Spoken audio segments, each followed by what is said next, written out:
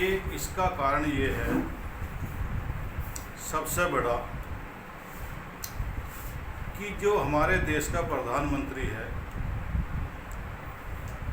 वो केवल देश के मनवादियों के लिए ही काम करना चाहता है और पूंजीपतियों के लिए ही काम करना चाहता है।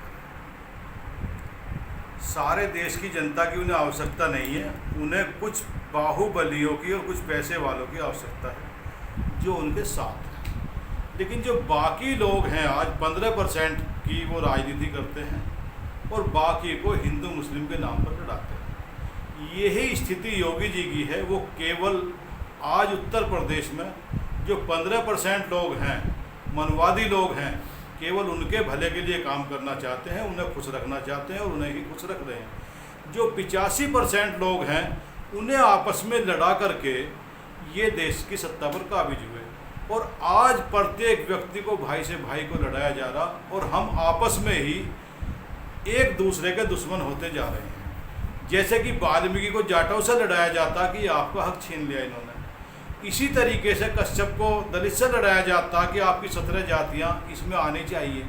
तो इसी तरीके से पूरे देश की जनता को बिखेर करके रखा और ये चाहते हैं कि जितनी जनता के अंदर फूट होगी, जितने विभागों में बटेंगे, जितनी पार्टियों में बटेंगे, जितने संगठनों में बटेंगे, उतना ही हमें लाभ होगा और इस चीज़ का पूर्ण लाभ वो ले रहे हैं।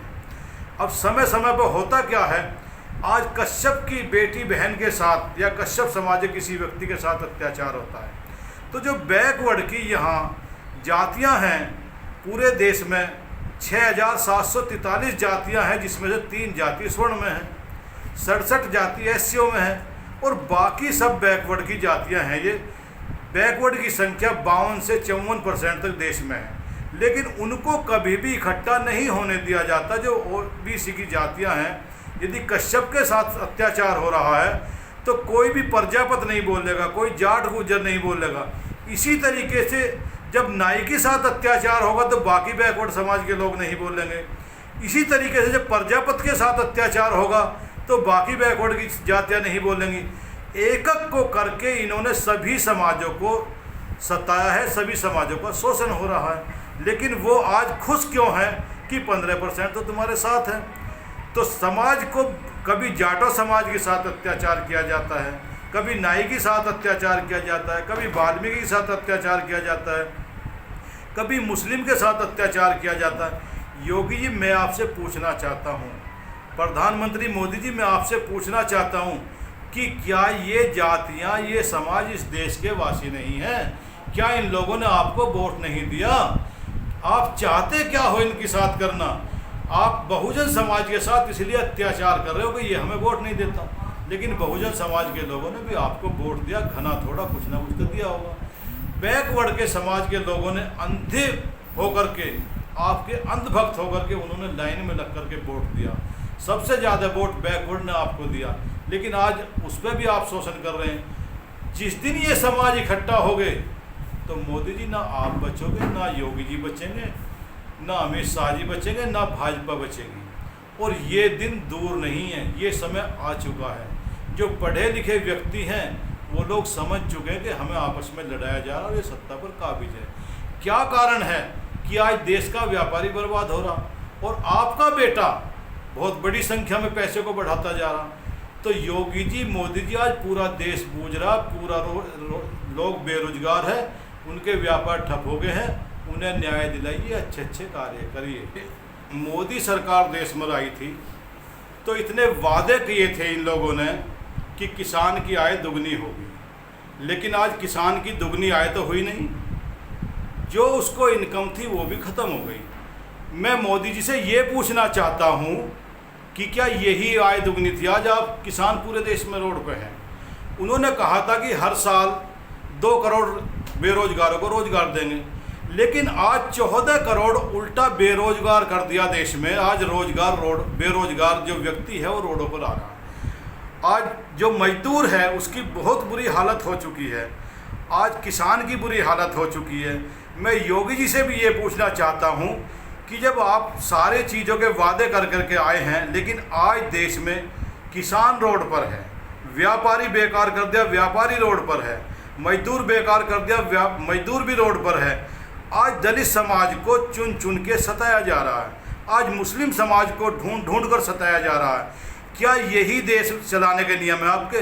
मोदी जी, आपसे पूरा देश आज पूछ रहा है, आप कहाँ गायब हो? आपकी शिकल नहीं दिखाई दे रही लोगों के बीच में।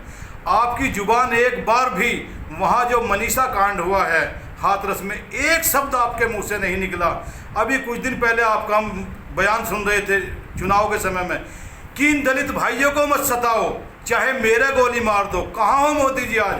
आज गरीब आदमी को गोली भी मारी जा रही है, पीटा भी जा रहा है, उनकी मूछें भी काटी जा रही हैं, उनकी बारातें भी नहीं चढ़ने दे रही, घोड़ी पे से दूल्हे को तार करके मारा जा रहा है, पीटा जा रहा है, लेकिन आपके मुंह से एक भी शब्द नहीं निकला। कहाँ है आपका नारा बेटी बचाओ बेटी पढ़ाओ? अरे इसीलिए बेटी बचवा रहे थे क्या कि इन बेटी के साथ हमारे बेटे बलात्कार करेंगे? क्या इतना गर्म खून होगा? आज योगी जी भी कह रहे हैं कि ठाकुरों के बेटों का खून गर्म है। हमसे तुमसे ज़्यादा खून हमारे समाज का गर्म है। आपको हमारे खून का अंदाज़ा नहीं है अभी। कहाँ है आपका खून गर्म? क्या आप भूल गए? मैं कहूँगा यहाँ तो अच्छा नहीं लगेगा, जब मुस्लिम राज्य थे, मुसलमानों के शासन थे, आपका खून सबने गर्म देखा, कितने गर्म खून थे। आपके खून का सब अंदाज़ा, आपके खून को, अपने खून को संभाल कर रखिए। जिस समाज से आप लड़ रहे हैं, वाल्मीकि समाज का खून आपसे कमज़ोर नहीं है, आपसे ठंडा नहीं है, उनका बहुत गर्म खून है उनका, लेकिन वो खून से खून को टकराना नहीं चाहते, भाई से भाई को लड़ाना नहीं चाहते, भाई से भाई को लड़ना नहीं चाहते। जो आज नफरत फैला रहे हो आप इस देश में, इस नफरत की भरपाई जल्दी से नहीं होगी। मेरा ये निवेदन है, मोदी जी, योगी जी, इस नफरत के बीज मत बो देश में। बड़ी मुश्किल से शांति होती है देश में। भाई को भाई से प्यार से रहने दो। ये सभी का देश है। इस देश में हिंदू, मुस्लिम, सिख, ईसाई, बौद्ध, पारसी, जैन सभी प्यार से रहना चाहते हैं, लेकिन आप रात दिन नफरत बोते हो। आपने कभी रोजगार के विषय में बात करी? निकला आपके मुंह से एक शब्द की बेरोजगारों का क्या होगा? व्यापारी आज परेशान है, एक शब्द निकल रहा है आपके मुंह से कि व्यापारी कैसे उठे? जो आज देश में हिल्ला रोजगार नहीं रहे, लोग भूखे मर रहे हैं, आत्महत्या की दर इतनी बढ़ रही है कि जो 6 साल में आत्महत्या आपके समय में हुई हैं, वो शायद 60 साल में आत्महत्याएँ हुई होंगी। अभी नवेदा को उठा के देख लीजिए, 165 आत्महत्या एक साल में। अरे कहीं डूब मरो, तुम्हें जगह नहीं है, तुम्हें शर्म नहीं है। पहले मैं मानता हूँ तुम्हें शर्म तो है नहीं, लेकिन फिर भी शर्म बच रही हो किसी कोने में, तो आप इस्तीफा दीजिए और किसी भले व्यक्ति को शासन सौंपिए, ताकि इस देश की जो सत्ता पर काबिज हो वो इस देश में शांति ला सके, बेरोजगारों को रोजगार दे सके, किसानों को हिल्ला दे सके, व्यापारी को नौकरी दे सके। ये कहना है मोदी जी मुझे आपसे, योगी जी ये कहना है मुझे आपसे।